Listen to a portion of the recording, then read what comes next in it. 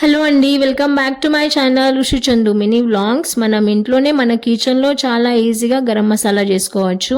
నేను ఇక్కడ 2 టేబుల్ స్పూన్ల లవంగాలు తీసుకున్నాను, 5 నల్ల యాలకులు, 5 అనస పువ్వులు, 2 జాపత్రిలు, 5 యాలకులు చిన్నవి, 2 ఎండుమిర్చి, 2 పెద్ద దాల్చిన చెక్కలు, 1 టేబుల్ స్పూన్ మిరియాలు, అలాగే 2 టేబుల్ స్పూన్ల జీలకర్ర, 1 టేబుల్ స్పూన్ షాజీరా. వీటిని 2 నుండి 3 నిమిషాలు ఏముకోవాలి, మాడనీయకుండా చూసుకోవాలి. వీటిలో జాజికాయ వేస్తే చాలా బాగుంటుంది. నాకు కిచెన్లో లేకుండా అందుకే ఒక జాజికాయ వేసుకోవాలి. ఇది చల్లారిన తర్వాత పొడి చేసుకోవాలి, అంటే గ్రైండ్ చేసుకోవాలి. మన గరం మసాలా రెడీ అన్నమాట. 1 kg చికెన్ అన్న మటన్కి 1/2 టేబుల్ స్పూన్ గరం మసాలా వేసుకుంటే సరిపోతుంది.